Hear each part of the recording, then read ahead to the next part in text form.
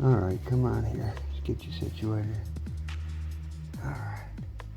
Well, it looks blurry as can be, but hopefully that'll work.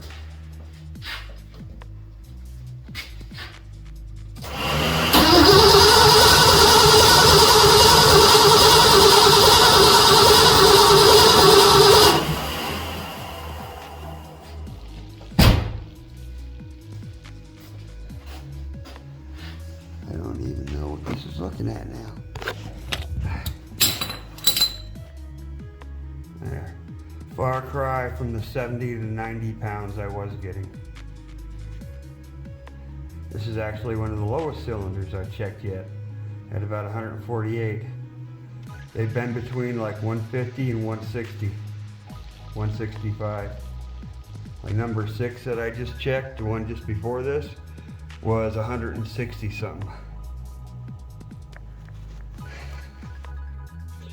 Way better than it used to be. I think she's gonna be a beast now. Howdy y'all. Just some updates here on Frankenstein. We're about ready to go trailing with this bad dog. There's a couple little things still, you know, got me thinking, but let me show you. Let me see, where was it? What was I thinking? That's what I start with always. Forget what I was doing. Oh, yeah, my dry shaft, I think I'm gonna have to extend it a little bit. Even though the gear comes out to about right here sticking out, it sticks out of this about 1 inch. So the gear's about halfway, almost, but not quite. But this is out so far, I don't know, it seems kind of scary to me. I mean, it's in probably about that far, right here on the back side of this. After measuring the total length of the yoke before I put it in, it's about right here, so about this much of it, you know, from here to here is on gear. And it isn't leaking, so it's sealed. I don't know, it's just kind of scary there. I still got to get those hoses hung. That's the fuel line that I rigged. Eventually I'm going to rerun a whole new fuel line all the way from the tank up. But, you know, money's tight as usual. My exhaust on the other side has been a problem. Let me see if I can show you. When I hit a bump in 4-wheel drive, this is coming down and smashing it right here and hitting the yoke, hitting the dry shaft. So I'm gonna have to heat that up and try and knock it over some and knock it up some. And I know that looks like absolute shit. That is JB Weld. After it's been sanded down and put over, the dipstick would not stop leaking. I tried silicone and it didn't work. I changed the O-ring, it didn't work. This is gonna be temporary for sure. I'm probably gonna have to change oil pans. That's what I'm thinking. Because this is an aftermarket oil pan I picked up from Summit, but no matter what, I cannot get the dipstick to quit leaking. And I have a couple of O-ring kits and I've already changed the O-ring in it. I've had the clip in it, made sure it wouldn't come out, made sure it's pushed down in there all the way. It made no difference at all. It just, for some reason, would just keep leaking. So I JB welded it for right now. So we're looking at extending the dry shaft and getting another oil pan for it down the road. And I got a little bit more tuning to do. It's running good now, that's for sure. I mean, I took it down the road and back, hit the throttle. There is a hesitation though. When you hit the throttle, it hesitates, kind of bogs and then takes off. That could be the power valve is too big. Even though I've changed jets, I don't know, I think my tune's still off, maybe my timing's still off a little bit. I got it set at 26 degrees at idle. And I got to play around with the timing a little bit and I got to play around with the air fuel screws, try and get them just right. But it's no more backfiring out the intake or exhaust. And when you get on it, it does have some good power after the bog, but it doesn't have what it did before, even though it's got more compression and it's all the same exact driveline. So it's a little more tuning there. And I'm gonna end it off there for now. All right, we're gonna go for a test drive, see if we can break anything.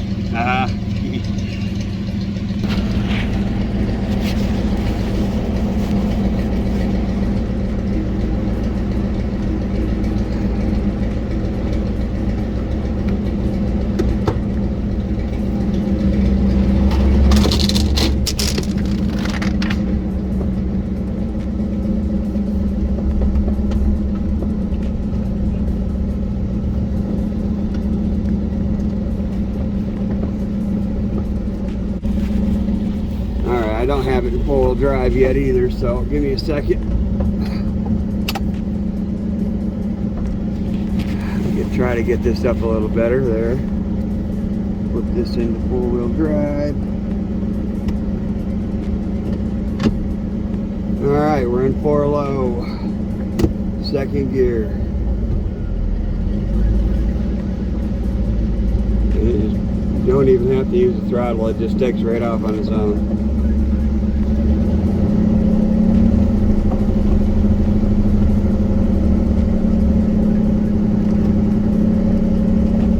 Trying to light a canister stick here, so give me a second.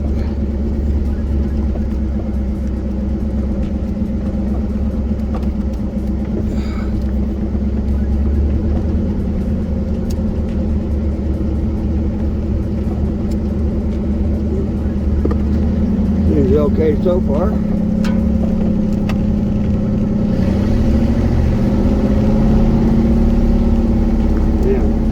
Barely touching the throttle in 4,000 RPMs.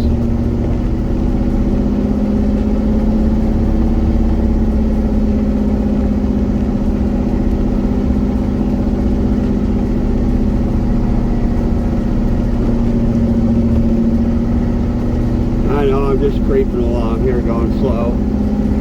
Doing this to test things out, you know. Start off slow and you work up to going a little bit faster in a different gear. I did order a new steering wheel and quick release hub from Summit Racing. That's coming in.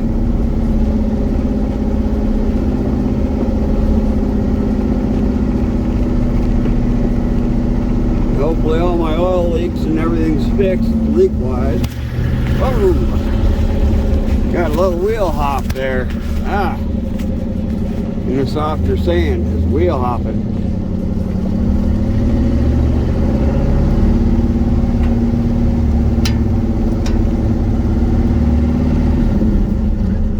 Oop, I popped out of four-wheel drive for some reason out of the transfer case.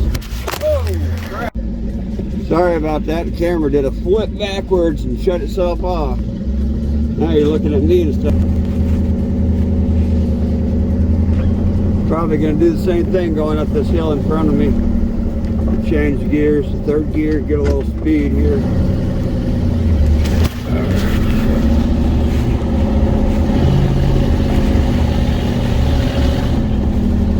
Woo! Well, it works.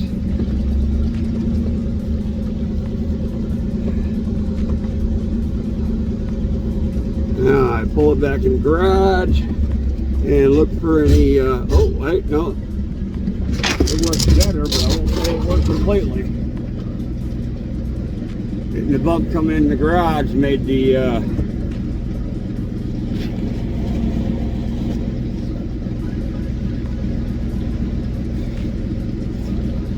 tri-shaft hit the exhaust on the driver's side. I think I am going to have to get an elbow and put in there, probably like 2 or 3 elbows, put in there and move them around. 6,000 RPMs, not even kicking into 4-barrel, that's crazy. Turn around and show you. Right there, I'm idling at about 1700.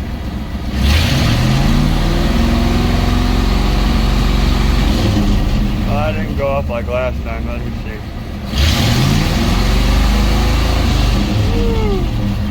6,500. Hold on, that was horrible.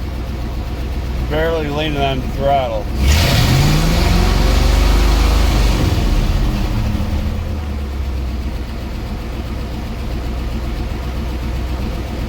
It's crazy. Apparently I have no voltage. My oil pressure sitting at 20 for warm engine at 190 degrees, and my alternator quit working. So I got to jump out and see if I lost a belt or something. Well, my belt is on. My wires are on and connected down here. So I guess I got to pop the hood and look. Alright, I found that problem. It was super easy. All it was a loose ground wire. The gauge itself, it grounds right here. And I moved it around and the gauge started working. So I'm going to have to do a better repair on that ground right there. Get that right.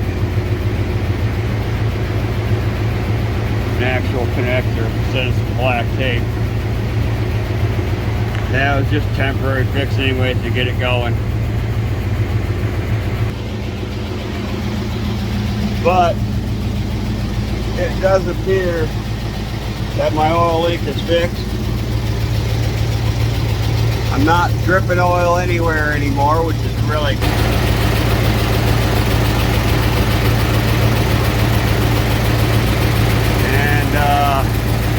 motor seems to be running good. What I'm going to have to do is try and pull my plugs and check them and see how they're burning. Because I'm guessing they're probably still burning rich. I changed the jets down to 72, but they're probably going to need to be smaller than 72.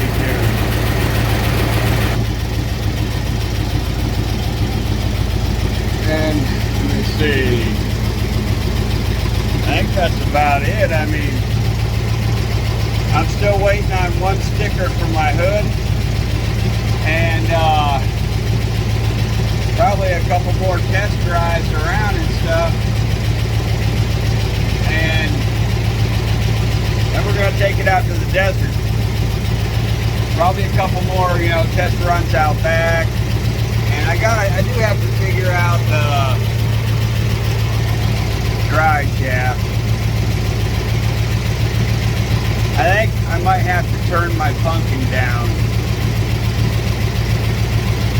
Let me flip this around. Yeah, the pumpkin's pointing kind of up. And look how close it is now to the exhaust. It's moved. How it moved on its own like that, I don't know. But something is obviously not tight enough. I'm going to have to go through the front end again and check it and make sure I don't have any broken welds on the other side and whatnot. So I'm going to go ahead and end it off here for now, and I'll give you an update if anything else comes up. Alright, I found the problem with the front end and why it's pivoted up like that. And that's I'm going to fix it right now. Right now I got the entire front end jacked up off the ground,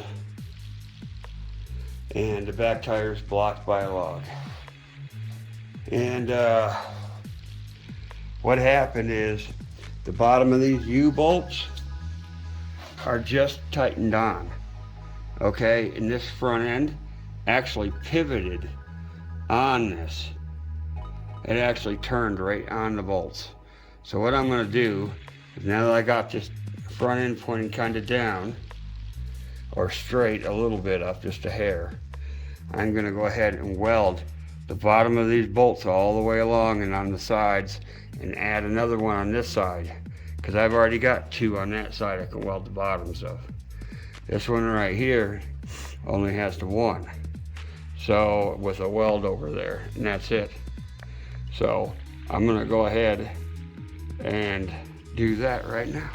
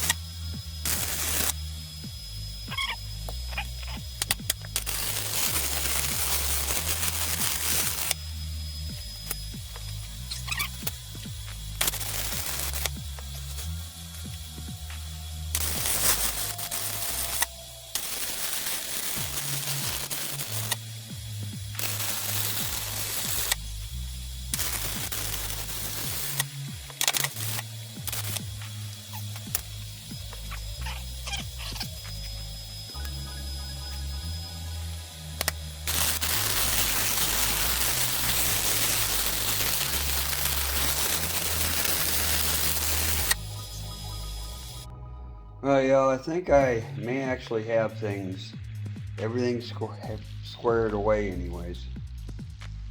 Half-assed at least. I think I fixed a few problems.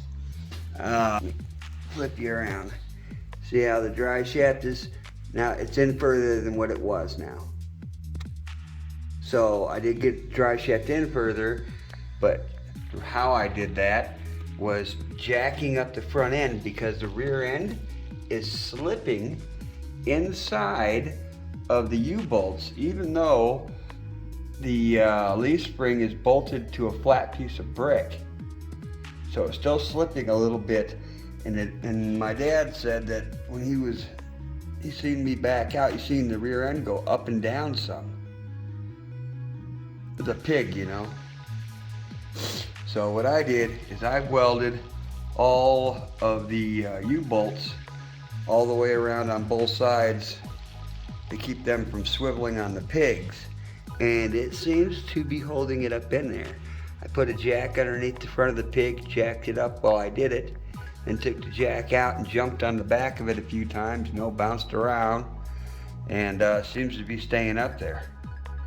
So maybe killed two birds with one stone there. I don't know until I try it out. And the front pig was also shifting up that way when I was going in reverse in four-wheel drive. So I've also welded all the U-bolts on both sides. I don't know if you can see up in there. To the axles. So, with any luck, I hope that I won't be smashing my exhaust with the pig anymore. I don't know. If I'm still hitting it, then I'm gonna have to put a couple of S's in there on the pipe to get it away from the pig to go closer to the inside back here and back around or something. I'll figure that out because not a big deal. It's just tinging it, so, and putting little dents in it. And only when I turn into the garage or make a sharp turn in 4-wheel drive. So I'm hoping that welding those up stiffened it up some. And I'm not sure yet, but I may take these blistings off because they are quite old. Like, I don't know exactly how old. I know I've had them for about 5 years on this vehicle, never been off. And they were on here when I bought the vehicle in the first place. So I'm gonna guess that there's probably not a whole lot of life in them, if there's any at all. So I might be going with some coilovers up front here, like I did in the back.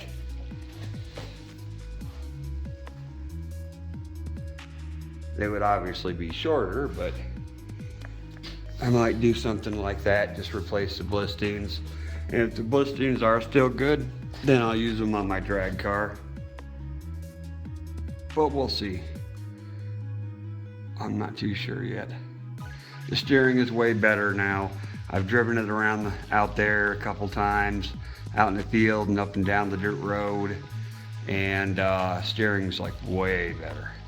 However, with no power steering, you hit a bump, it really jerks the wheel hard out of your hand. So you really got to be holding on that steering wheel. So I will be putting, I think, the power steering in, because my shoulders just can't handle that anymore. No more oil leaks. So all the oil leaks have been sealed. Still waiting on a few things to come in the mail. I got green and black seat covers coming in. I got a new green and black steering wheel coming in with quick release. So seat covers, steering wheel, my one sticker for the hood, big skull that goes on the front in between the other two, that's still on its way. It says it's going to be here this weekend, but we'll see. I ordered that back on the 19th of February and still haven't got it. It says it's in the USPS whatever transit. Hey.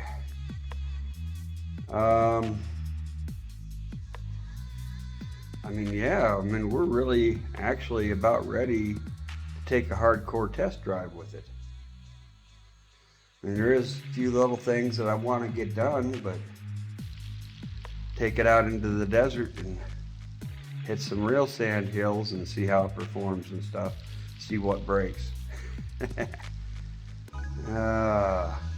I guess that's going to be the real test. Because before I could ever take this into mud runs and stuff, where it's going to be super hard, I have to make sure that it's going to be able to stay together and not fall apart. I do know that out of all the welds and stuff I have holding the body together, not a single one of them was cracked or moved or anything. But I only have 2 actual bolts that go from the body to the frame.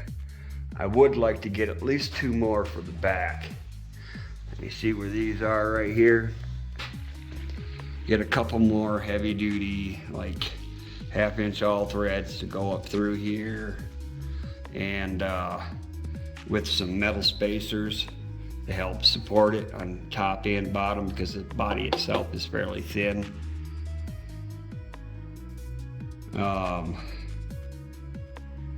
And I think we'll definitely be good to go safety wise. I think the only thing that's really keeping me a little bit, spooked is the fact that I've only got 2 bolts in here. The rest are all welds. Well, you know my welds. I usually gotta weld the same thing 2 or 3 times before it stops cracking and breaking. But they do hold in the end, but I just don't want to be on the receiving end of one of those cracks or breaks without something to protect me from the body swinging off. Like 2 or 3 welds crack on one side in the back, Only got the 2 bolts holding the whole thing on there. The back's gonna swing over and off, and the truck's gonna be going that way, and I'm gonna be going this way with the body. And I don't want that. So, who would, right? So I'm definitely gonna be doing 2 more all threads at least. And probably going with some heavier duty ones. I think I got, let me see. Yeah, I think these are 3/8 all threads. I thought they were 7/16. Oh, they are 7/16. All right, those are 7/16 all threads. I'm gonna be putting, I think, 1/2 inch on the back. Yeah, 1/2 inch all thread with metal spacers on the body to help protect it from crinkling and stuff, and to hold it on there good. All right, that's the plan. Then I'd feel a little better about actually running this kind of hard. Well, I'll let y'all go for now so I can get this uploaded tonight. Have a good one.